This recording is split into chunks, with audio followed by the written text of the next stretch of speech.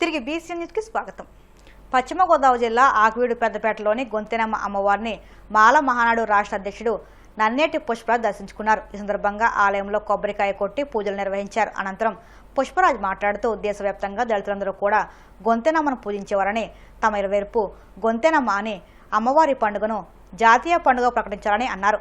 అదే రోజు సెలవు ప్రకటించి దళితుల మనోభావాలను గుర్తించాలని కోరారు. ఏప్రిల్ 14వ తేదీన అంబేద్కర్ జయంతిని ఘనంగా నిర్వహించాలని సంఘ సభ్యులు అందరూ కలిసి ఐక్యతతో ఉండాలని పేర్కొన్నారు. నా పేరు నన్నటి పుష్పరాజ్, మాలమహానాడు ఆంధ్రప్రదేశ్ రాష్ట్ర అధ్యక్షుని. ఈరోజు ఆకివీడి దగ్గర పెద్దపేట ఏదైతే గ్రామం ఉందో ఈ గ్రామంలో ఉన్న మా యొక్క ఎలవేలుపు మరి గొంతెనమ్మని దర్శించుకోవడం జరిగింది. చాలా సంతోషంగా ఉంది. ఇక్కడ మరి గ్రామస్తులందరూ కూడా మరి మా పూర్వీకులందరూ కూడా గొంతెనమ్మ మరి పండుగ చేస్తూ ఒక విగ్రహాన్ని తయారు చేసి మరి కలపడం కార్యక్రమం చేయడం కూడా తరతరాలుగా వస్తూ ఉంది. మరి ఆ యొక్క విగ్రహానికి మేము వచ్చి ఇక్కడ పూజలు జరిపించి ఈరోజు ఇక్కడ కొబ్బరికాయ కొట్టి వెళ్లాలన్న సంతోషంతో మేము రావడం జరిగిస్తూ మరి ఈ గ్రామంలో కానీ దేశవ్యాప్తంగా రాష్ట్ర వ్యాప్తంగా ఒకటే చెప్తున్నాం, గొంతెనమ్మ పండుగ ఎప్పుడూ కూడా మరి దళిత జాతి అంతా కూడా మేము ఇప్పుడు కూడా చేసుకుంటూనే ఉన్నాం. ఇలా కొత్తగా ఎక్కడ కూడా చేయట్లేదు, చాలా గ్రామాల్లో జరుగుతున్నాయి. మా కమిటీలో ఉన్న సభ్యులు కూడా మరి ఇక్కడ చిరంజీవి అనే వ్యక్తి ఉన్నాడు, అక్కడ గొంతెనమ్మ సంఘానికి అధ్యక్షుడిగా కూడా ఉన్నాడు చిన్నమేరంలో. అంటే ఈ తరతరాలుగా వస్తున్న పండుగ ఇది. ఈ గొంతెనమ్మ పండుగని మేము అందరం కూడా స్వాగతిస్తూ ఉన్నాం, ఇంకా చేస్తూనే ఉన్నాం. కార్యక్రమాలు మనం ముందు తీసుకెళ్తా ఉన్నాం. రానున్న రోజుల్లో గొంతెనమ్మ పండుగని ఒక జాతీయ పండుగ గుర్తించేలాగా కూడా ప్రభుత్వం చర్యలు తీసుకోవాలని ప్రభుత్వాన్ని కూడా మేము విన్నవిస్తున్నాం. ఎందుకంటే గొంతెనమ్మ పండుగ దళితులు ఇలవేలుపుగా మేము కొలుచుకున్నాం కాబట్టి రానున్న రోజుల్లో ప్రభుత్వం ఈ యొక్క గొంతెనమ్మ పండుగని ప్రభుత్వం ఒక సెలవు దినంగా కూడా ప్రకటించి ఆ పండుగని జాతీయ దినంగా కూడా ప్రకటించాలని మేము మనసుతో కోరుకుంటూ ఈ కార్యక్రమం ఇచ్చేసిన మా అందరూ కూడా ఈ గ్రామస్తులందరూ కూడా మేము ఐక్యతగా మనం తెలియజేస్తూ మరొకసారి గ్రామంలో ఎలాంటి విభేదాలు లేకుండా అంతా కూడా మేము ఐక్యతగా కలుపుకున్నామని తెలియజేస్తూ మరి అలాగే రానున్న రోజుల్లో అంబేద్కర్ జయంతి కూడా దగ్గరలో ఉంది. అంబేద్కర్ జయంతి కూడా ఘనంగా నిర్వహించాలని. ఎందుకంటే ఇక్కడ ఆకివీడి పెద్దపేట అంటే పెద్ద ఫేమస్, మొత్తం జిల్లాలోనే పెద్ద ఫేమస్. ఈ మేజర్ పంచాయతీ కూడా జిల్లాకే పెద్ద పంచాయతీ ఈ యొక్క ఆకివీడి పంచాయతీ. అలాంటిది అంబేద్కర్ జయంతి కూడా చాలా ఘనంగా నిర్వహించాలని, రేపు 14వ తారీఖున భారీ స్థాయిలో చేయాలని చెప్పి మనస్ఫూర్తిగా కోరుకుంటున్నాను. తెలంగాణ ప్రభుత్వం ప్రతిష్టాత్మకంగా నిర్వహించిన తెలంగాణ గద్దర్ ఫిల్మ్ అవార్డ్స్ 2025 పురస్కార ప్రదానోత్సవం హైదరాబాద్లో అంగరంగ వైభవంగా జరిగింది. సీఎం రేవంత్ రెడ్డి సమక్షంలో జరిగిన ఈ వేడుకకు సినీ రాజకీయ రంగాలకు చెందిన ప్రముఖులు హాజరై ప్రత్యేక శోభను తెచ్చారు. 2025లో విడుదలైన చిత్రాలకు గాను పలు విభాగాల్లో అవార్డులు అందించారు. సినీ పరిశ్రమను గుర్తించాల్సిన అవసరాన్ని మా తెలంగాణ రాష్ట్ర ప్రభుత్వం గుర్తించింది. తెలంగాణ రాష్ట్రము హైదరాబాద్ నగరం అంటే ఐటీ పరిశ్రమలకు, ఫార్మా పరిశ్రమలకు, హైదరాబాద్ బిర్యానీకి గుర్తింపే కాదు, దేశ స్థాయిలో సినీ పరిశ్రమకు హైదరాబాద్ ఒక కేంద్రంగా రాణించబోతుంది, రాణించాలి అని చెప్పి ఈనాడు తెలంగాణ రాష్ట్ర ప్రభుత్వం భావిస్తున్నది. అదేవిధంగా ఒకనాడు చెన్నైలో ఉన్న తెలుగు సినీ పరిశ్రమ హైదరాబాదు నగరానికి తరలి రావడానికి ఎన్టీ రామారావు గారు, అక్కినేని నాగేశ్వరరావు గారు, రామానాయుడు గారు, కృష్ణ గారు, ఈ నలుగురు హైదరాబాదులో ఉండే చార్మినార్కి 4 మినార్లు ఎలానో తెలుగు సినీ పరిశ్రమకి ఈ నలుగురు ఒక మినార్ లాగా పనిచేసి పరిశ్రమని హైదరాబాదు నగరానికి తరలి రావడానికి వారు తీవ్రమైన కృషి చేసి, వారితో పాటు ఈనాడు రామోజీ ఫిలిం సిటీ హైదరాబాదులో ఏర్పాటు చేసిన రామోజీరావు గారు ఈ పరిశ్రమను శాశ్వతంగా హైదరాబాదు నగరంలో వేళ్ళూనుకునే విధంగా వారు తీవ్రమైన కృషి చేసి, వారితో పాటు కార్మికుల కోసం పనిచేసిన సినీ పరిశ్రమ ప్రముఖులను కూడా ఈరోజు మనం గుర్తు పెట్టుకోవాల్సిన అవసరం ఉన్నది.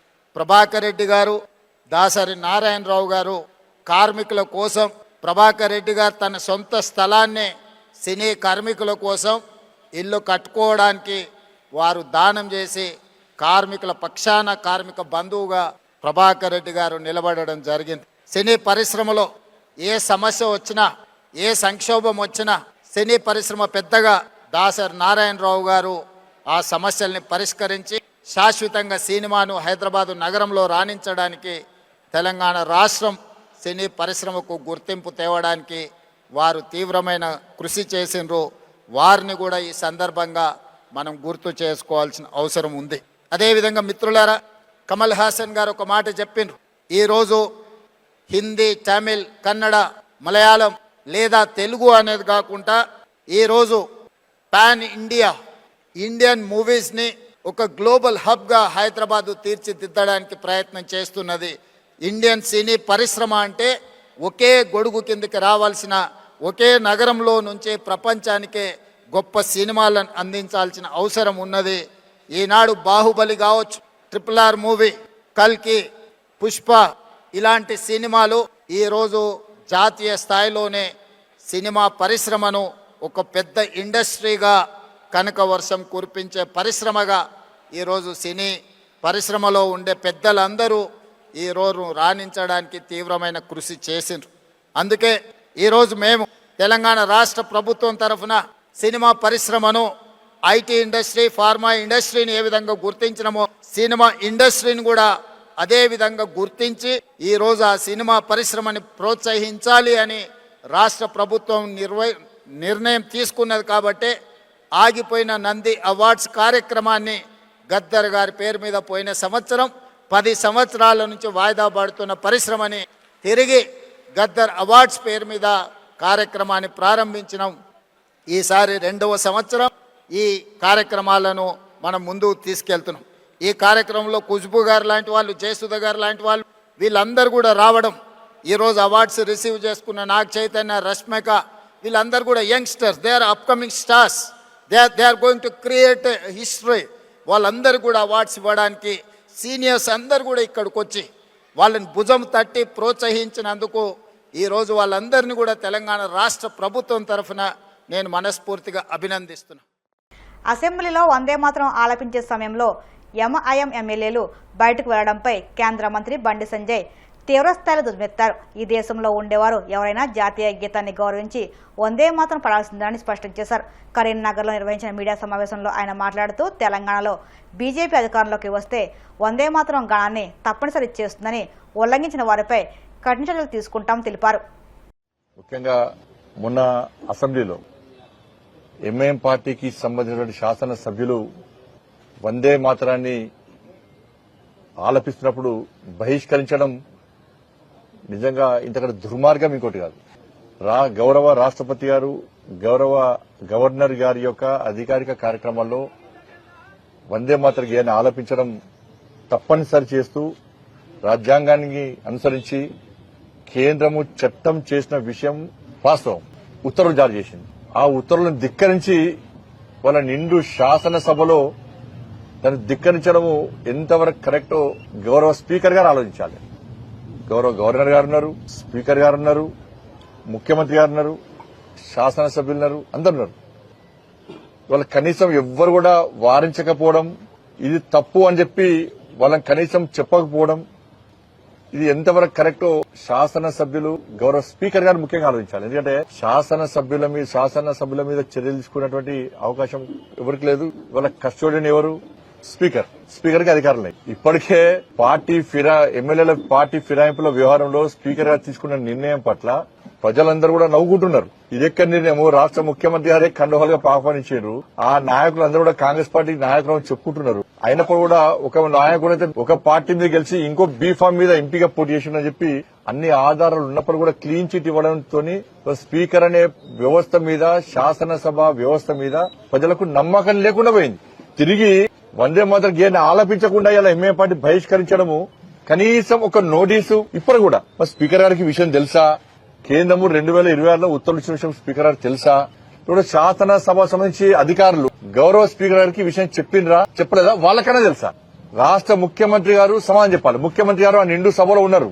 మరి ముఖ్యమంత్రి గారు ఎంఐఎం పార్టీ యొక్క వ్యవహార శైలిని సమర్థిస్తున్నారా, వ్యతిరేకిస్తున్నారా? వందే మాత్రాన్ని ఆలపించడమా, ఆలపించద్దా? మీరు కూడా కేంద్రం ఇచ్చినటువంటి ఉత్తర్వులను గౌరవిస్తారా, గౌరవించారా?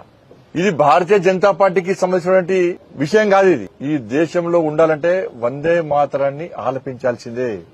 ఈ దేశ పౌరులను భావిస్తే నిజంగా మేము ఇట్లా ప్రభుత్వంలో ఉండేది ఉంటే నెక్స్ట్ అధికారంలోకి వచ్చేది మేమే. ఎంఐఎం పార్టీ మెడల్ వంచి, గల్లబట్టి మెడల్ వంచి ఇలా వందే మాతర గీతాన్ని పక్క ఆలపించే విధంగా తప్పకుండా చర్యలు తీసుకుంటాం. మేము తెలంగాణ రాష్ట్రంలో ఉన్నటువంటి భారతీయ పౌరులను భావించే ప్రతి వ్యక్తి రాజకీయాలకు అతీతంగా వందే మాతర గీతాన్ని ఆలపించే విధంగా మేము పక్కా చర్యలు తీసుకుంటాం. ఎవరైతే వందే మాతర గీతాన్ని వ్యతిరేకిస్తారో వాడిని లోపడేసి, కటకట లోపడేసి భారతీయత ఏందో, భారతీయత గొప్పతనం ఏందో, భారతీయత దమ్మేందో చూపడతాం. మేము మెడలు వంచి బెదిరించి వాళ్ళు ఏం చేయాలో అది చేసి ఇది దమ్మున్నటువంటి పార్టీ, దమ్మున్న ప్రభుత్వం చేసేటువంటి చర్యలు ఇవి. కానీ ఓటు బ్యాంక్ రాజకీయాలకు కకుర్తిపడి ఎంఏ పార్టీకి అడుగుల మడుగులో ఇవాళ మోచేతి నీళ్లు దాక్కుంటూ కేంద్రం ఇచ్చినటువంటి ఉత్తర్వులను ధిక్కరించినా కూడా రాష్ట్ర ముఖ్యమంత్రి గారు, గౌరవ స్పీకర్ గారు స్పందించకపోవడం ఇంతకంటే సిగ్గుచేటి కూడా కాదు. దీన్ని ముఖ్యమంత్రి గారు చెప్పాలి, సమాధానం చెప్పాలి. ఎందుకు సమర్థిస్తారు, ఏ విధంగా సమర్థిస్తారు? స్పీకర్ గారు మీ వివరశైలి ఏంది? రాష్ట్ర ప్రభుత్వము, కాంగ్రెస్ పార్టీ చెప్పిన విషయాలను పట్టించుకోవడం, దానికి అనుగుణంగా వివరించడం కాదు. శాసనసభ వ్యవస్థను కాపాడాల్సిన బాధ్యత మీ మీద ఉంది. మీరే పట్టించుకోకుంటే, మీరే తప్పుడు తీర్పులు ఇస్తే, మీరే చూస్తున్నట్టు ఉంటే వ్యవస్థను కాపాడేవారు. వార్తలు ముగించే ముందు ముఖ్యాంశాలు మరొకసారి. తిరుమల శ్రీవారిని దర్శించుకున్న ఆచంట ఎమ్మెల్యే పీతాని సత్యనారాయణ. ఆలయ మద్దతులతో స్వాగతం పలికిన అధికారులు. జంట హత్యల కేసులో తనని అన్యాయంగా జైలుకు పంపాలన్న వైసీపీ మాజీ ఎమ్మెల్యే పిన్నెల్లి రామకృష్ణారెడ్డి. ఉద్దేశపూర్వకంగానే కేసులో ఇరికించారని ఆరోపణ. హైదరాబాద్ లో వైభవంగా తెలంగాణ గద్దర్ ఫిల్మ్ అవార్డ్స్ 2025 కార్యక్రమం. సీఎం రేవంత్ రెడ్డి సమక్షంలో జరిగిన వేడుకకు హాజరైన సినీ, రాజకీయ రంగాలకు చెందిన ప్రముఖులు.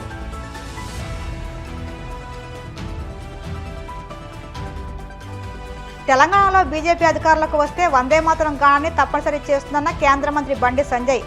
ఉల్లంఘించిన వారిపై కఠిన చర్యలు తీసుకుంటామని హెచ్చరిక. ఈ వార్తలు ఇంతలో సమాప్తం. మరిన్ని వార్తల కోసం BCN digital YouTube channel, Facebook పేజీని ఫాలో అవ్వండి. అప్డేట్ వార్తల కోసం ప్లీజ్ సబ్స్క్రైబ్.